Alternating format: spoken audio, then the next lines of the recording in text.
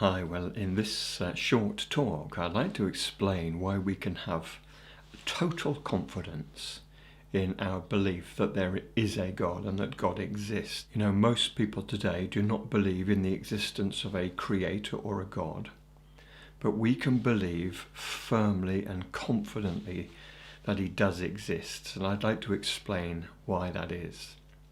Now, we face quite a unique challenge today, and it's this. For the first 1900, maybe 1950 years of Christianity, most people in the West accepted Christianity as a valid belief.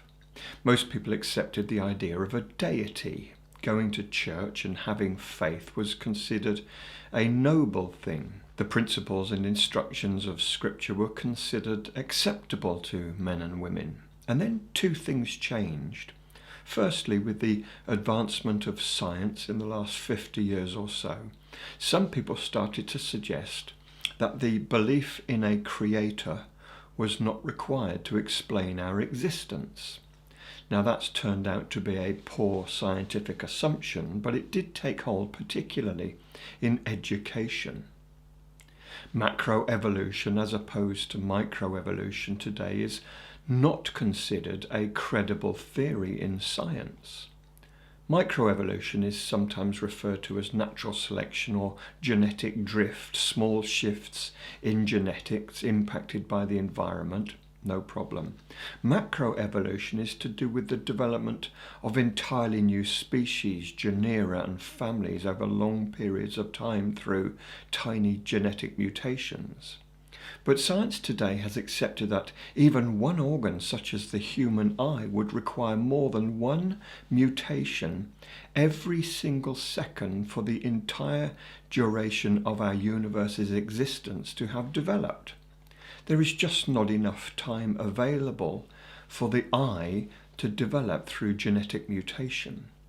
Nevertheless, media and education in particular have doggedly held on to the belief in macroevolution, and we've all grown up with the assumption that belief in God is now redundant, and the answer lies in evolution or maybe some other branch of science that I'm unaware of, but I'm happy to accept it was not a creator. And the second change is not in the last 50 years, but more like the last 5 years, and it's this. With the absence of the need to believe in a creator, human beings become kings of their own domain. Nobody can tell us what to do. No higher authority exists. I can decide who I am and what I do. I can decide what is right and what is wrong. There is no such thing as right and wrong. Instead, everything now is relative. Who are you to tell me what sin is? Human rights are king, and woe betide anyone that suggests anything else. And the result is that my country, the UK, like most in the West, has become dramatically secular. That means unconnected to spiritual matters. 60% of the UK deem themselves to be atheist or having no faith, and 1/3 of the rest doubt the existence of God. And this number is higher in our youth today. And for most of my lifetime, many regarded the belief in God as a point of ridicule. Comedians now mock believers and God alike. And then in the 2000s, new atheism became really popular with the writings of Richard Dawkins and Christopher Hitchens and others being extremely popular. And the result is that society today says that God does not need to exist, and don't you dare consider that you can promote biblical beliefs and instruction. And never in the last 2,000 years and beyond has the denial or the neglect of a deity been so strong, so dominant, so popular and accepted by the majority. And I'd like to consider two things. Number one, is it ridiculous in the modern world to believe in a God? Secondly, if we do believe in God, what sort of God do we believe in? So let me start with the first question. I don't know whether you're aware, but it is now scientifically credible to believe in God. A survey of members of the American Association for the Advancement of Science found that 51% of scientists now believe in some form of God or higher power or deity, and that's a marked rise in the last 20 years.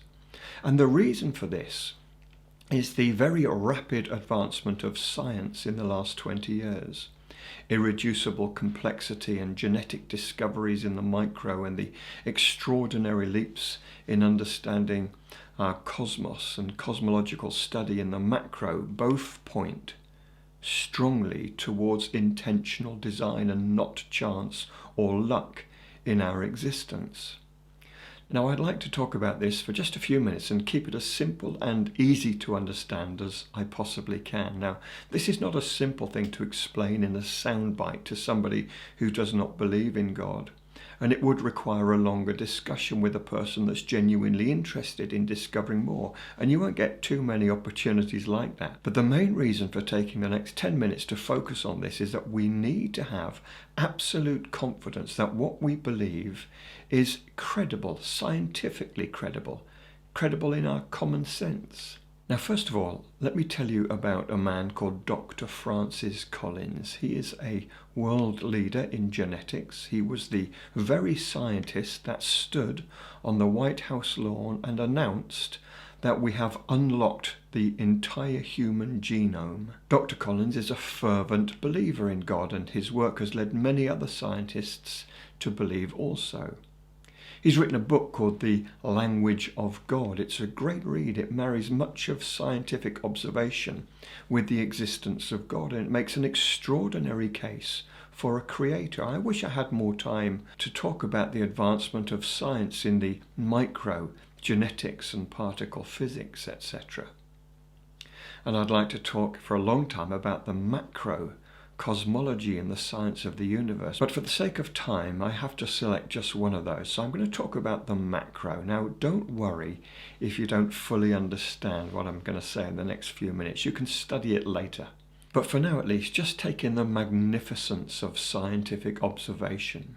Science has discovered what's become known as the 15 constants.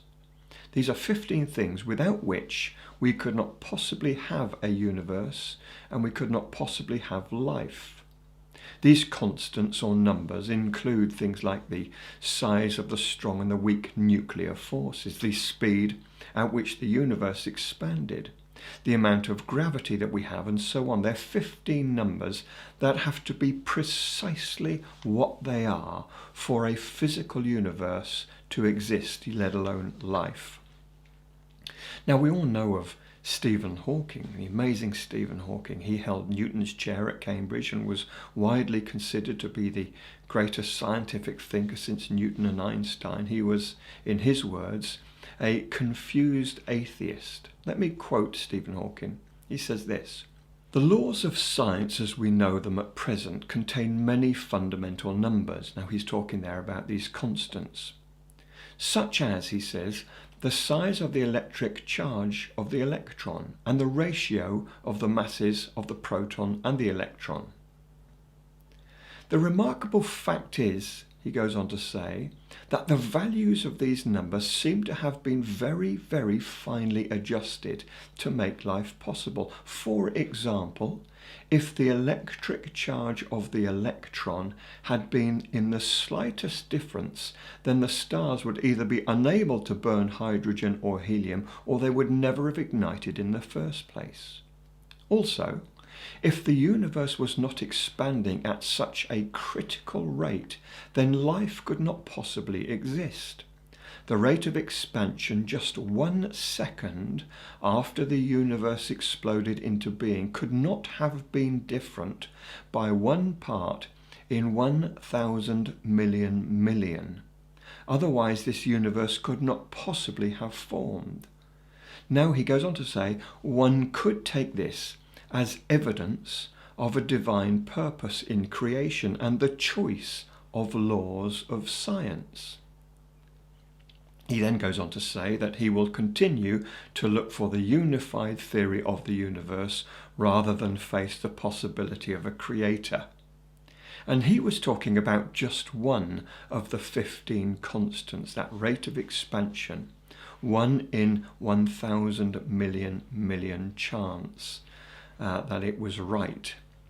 Let me give you just one more constant. And again, don't worry the slightest if you don't understand the detail. This next constant says this: if the balance between the gravity constant and the electromagnetic constant was altered by 1 part in 10 to the power of 40, then the stars that would form would never be able to sustain planets for the development of life. It is balanced on a ridiculous knife edge. So different by 1 in 10 to the power of 40. What do you make of that? Well, if you're anything like me, you don't make much of it. What does it mean? What does 1 in 10 to the power of 40 actually mean? Now, let me explain just how big that number is. Our universe is immense. If you were to travel at 186,000 miles every second, that's the speed of light, it would take you 8 minutes and 20 seconds to reach our sun. After 4 years travelling at 186,000 miles every second, you would then come to the nearest star to our sun, that is Alpha Centauri. It's 4 light years away, 4 years at 186,000 miles every second. Now, imagine filling that space between us and Alpha Centauri with sheets of paper laid one on top of the other, all the way from here to Alpha Centauri, 4 light years away. Imagine how many pieces of paper that would take. And imagine that just one of those pieces of paper was printed with a big red circle.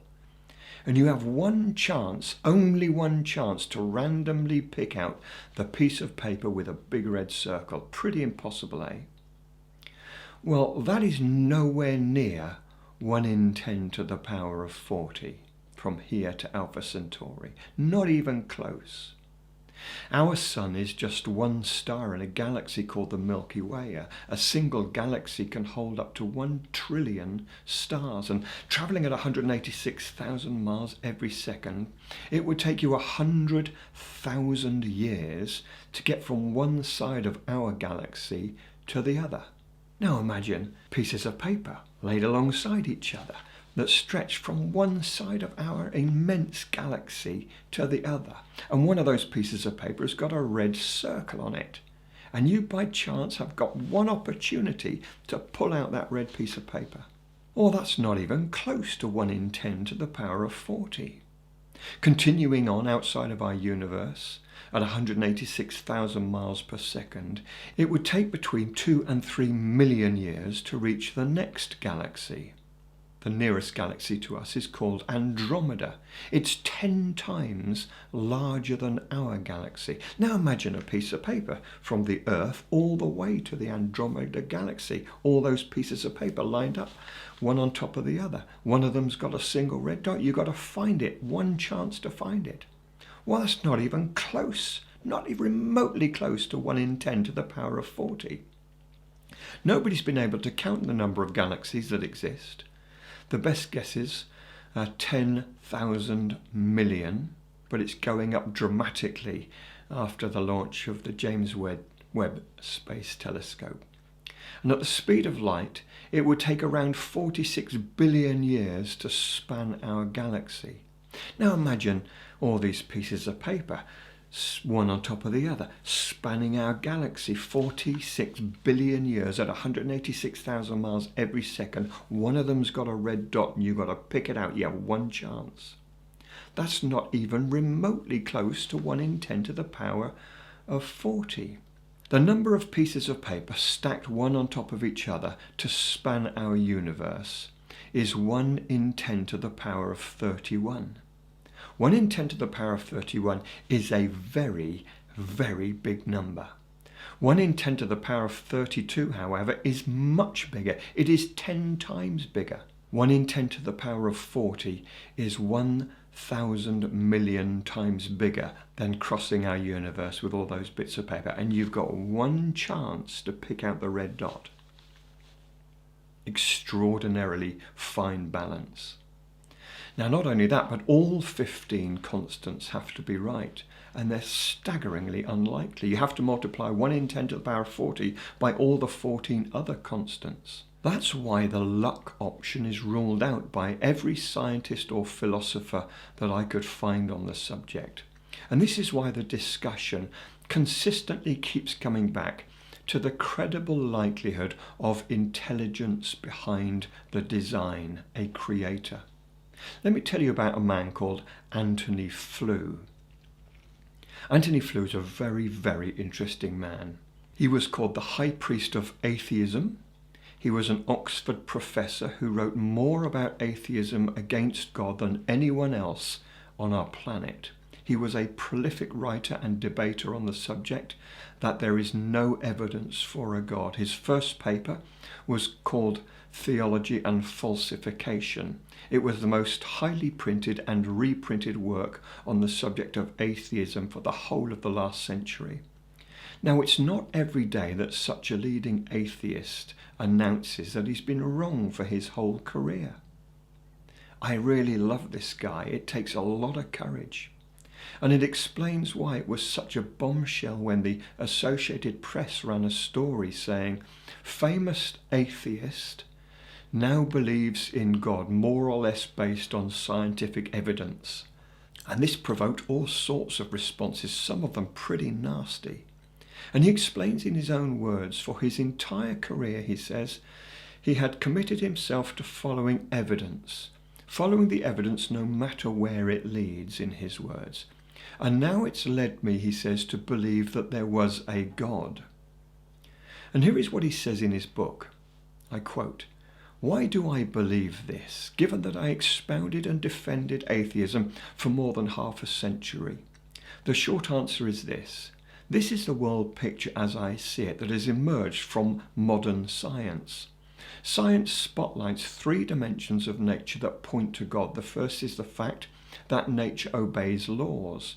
The second is the dimension of life, of intelligently organized and purpose-driven beings which rose from matter. And the third is the very existence of nature itself." So all I'm saying in all of this is that it's okay to believe in God. It's okay for your friends and family and kids to believe in God. It's credible. It's scientifically credible. It's a credible argument. And we tend to assume that you have to be naive and gullible these days to believe in God. And I'm afraid there are quite a few naive and gullible Christians out there. And that's okay, but sometimes not helpful. But we should not be embarrassed that we believe in our God and that we claim he is alive today. One more book I'd like to recommend is called If God, Then What? It's by a brilliant writer called Andrew Wilson. It's cleverly written out, it's very simple, and it lays out these issues that I've been talking about in easy English. So personally, I am fully persuaded by science and the universe I see around me, but also by the fact that God has done something in me. I've experienced him, I know him. And there's something inside of me that knows he's right. I have a relationship with him. But let's ask this question. If God exists, and I have total conviction that he does, what sort of God is he? And just as his existence is largely forgotten and ignored, so is his nature. Most people do not understand what God is like. Some think he is violent and strict. Others assume that he's like some powerless, benevolent granddad just patting us on the head. But God has a character, and it's in his character that we fully trust. And I want to talk about just 3 areas of his character that are misunderstood. And I'm going to talk about his love, his morality, and his emotion. Let me start with his love. Our God is a God who pays attention. Let me explain that. There are 3 words in the Bible for love. The first is eros, that's to do with an instinctive attraction to somebody, romantic love. The second word is phileo or Philadelphia, which is to do with affection, the affections of brothers and sisters or good mates, great buddies. And these 2 words are not difficult to experience, but the most frequently used word in the Bible for love is agape. It's a very unusual kind of love. It's not the love of attraction or affection, but the love of attention. It's rooted in having an interest in the other person, a love that notices and takes interest, takes action. It's the kind of love that God expresses to us and wishes it to be returned. This love is primarily an act of the will. You can decide to agape someone, pay attention to them. Agape love is independent of the other person. It's a sacrificial love. It costs something. It has eternal value. We must thank God that it's this kind of love that He expressed to us. That while we were still sinners and unpleasant, unfriendly, not nice, not lovable, He chose to agape us, paid attention to us. He died for us. He paid the price for our sin. It's interesting that God commands this love. You can't command somebody to be attracted to somebody else, and you can't command them to be friends or to like somebody else, but you can command people to pay attention to others, no matter what you feel. And this leads to God being a loyal God. Men and women break their promises regularly, but God keeps His promises. He holds to His vows and His agreements. They're very important to Him. We can trust a God who is loyal. Many listening to this will have earthly fathers who were not there, who were not loyal. But your heavenly Father is not like that. He will never break His word to you. And God's love is also conditional. It's not unconditional, as you'll often hear people say. It is conditional. It's conditional upon our repentance and our response. But God's love is misunderstood. It's a remarkable love. Secondly, God is moral. He's a righteous God. By that I mean a God who ordains that some things are right and some things are wrong. He's not a relative God. He's an absolute God. Things are black and white with Him, not grey. Relativity says that nothing's really right and nothing's really wrong. Everything's relative. But the God of our Bible is not really like that. He makes it clear that some things are not right and there's a penalty to pay. And His love of attention means that He found a way of paying that penalty for us. Justice was served, not bypassed. So our God is pure. He's righteous in all His ways. Righteous means to be morally justifiable. And this means that He's totally fair and that all of His decisions will one day be seen to be fair and right. How often we complain and question His judgments. How could God allow this to happen? How could He allow that to happen? Well, one day we'll see the picture clearly and God will be vindicated and be seen to be right on that day. You know, Jesus called God good. And we misunderstand that word. In fact, Jesus said no one is good except God alone. And the Greek word for good means upright, honourable, perfect in nature, or usable. And the more I get to know myself, the more I realise that in my own merit I am none of these things. But God is steadfastly good. He's perfect. What He's not is a kindly grandfather figure who simply pats us on the head and says everything's all right and overlooks all that we do that is wrong. His righteousness means that He has to deal with sin. And He did precisely that through His Son, Jesus, who paid the penalties we've said. Thirdly, we have an emotional God. Did you know that God's got feelings, that His feelings can be hurt? Did you know that He whistles? It says that He will whistle for His redeemed and they'll come to Him, like a shepherd whistles for his sheep. Did you know that He laughs? Did you know that He rejoices over His people with gladness? Did you know that He weeps? That He grieves, that He mourns, that He loves, that He hates, that He feels anger, and that He feels mercy. He knows mercy, He extends mercy. And above all, I'm sure you realise that He is an amazing, compassionate God. That God is full of words of His compassion for His people. So we can bring God joy and we can bring Him sorrow. The Bible is full of His feelings.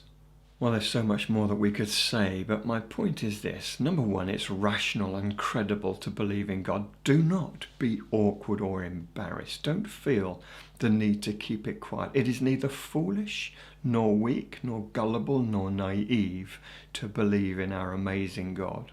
We should be full of wonder that the creator of this amazing universe has chosen to make himself known to us.